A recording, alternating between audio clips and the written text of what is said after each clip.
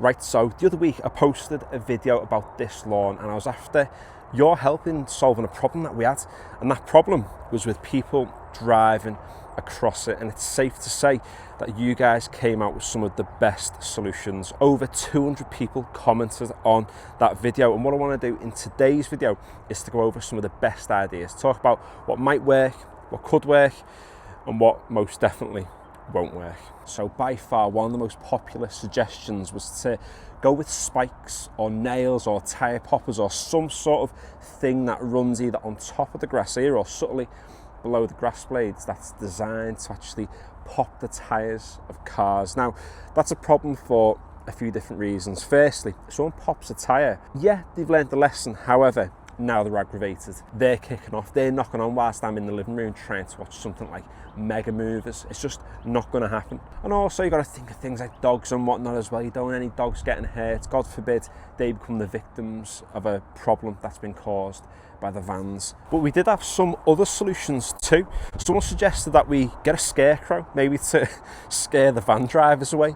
Some people said, why don't you just dig a massive monster hole, and that way the cars, if they go across what used to be the grass, are going to fall straight in there. But again, think of Mega Movers, think of me in the living room looking out. You got a big massive Ford van kind of tilted right into the front garden. There's a lovely fella who delivers the Dominoes. He's an old guy, he's really nice. Imagine him, God forbid, he drives into it as well. One fella suggested a sentry gun, and again, that might deter people from driving across the grass, but what about the time and the clink that I'm going to have to save from having a sentry gun out at the front?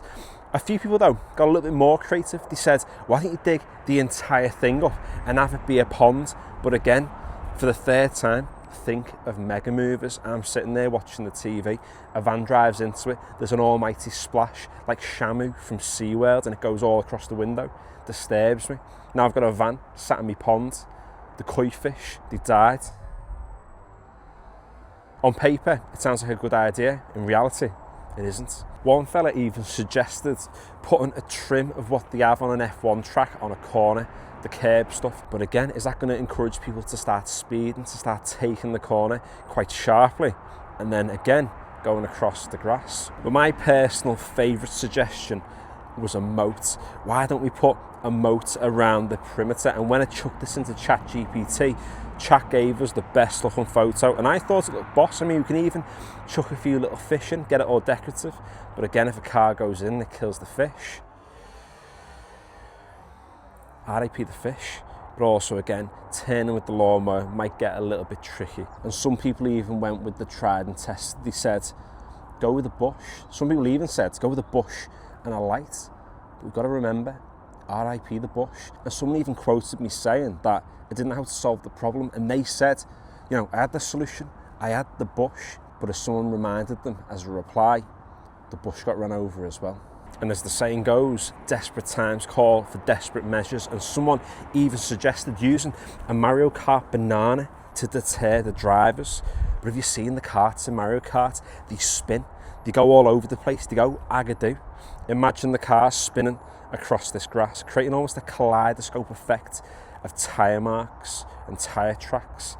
I love the idea, I just don't think it's practical. I'm also quite a fuss eater as well, so I think the banana thing, it's not on our weekly order, so it's not something I've got easy access to.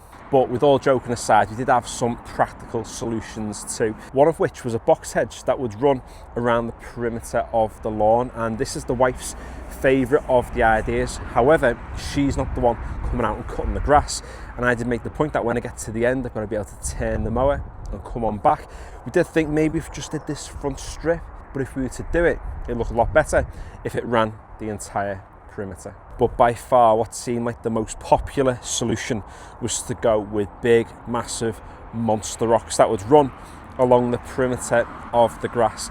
A lot of people said paint them white because again, they're more visible when that's the case, and that would act as a good deterrent in that they wouldn't move anywhere if a car or a van was to hit them. So now, as we edge closer to the end of this saga, this is where I'm after your help for the final time in solving this problem. What I'm going to do is leave a pinned comment down below with a poll. I'm hoping I can make a poll, by the way. I've not done it before, so if there isn't a poll, just reply to the actual comments, but I want you guys to vote for what you think is the best possible solution from all of the solutions that I've shared in today's video, and whichever one is the most popular is the one we're going to give a go on this space. So put your comments down below. If you have anything else in addition, chuck them down there too.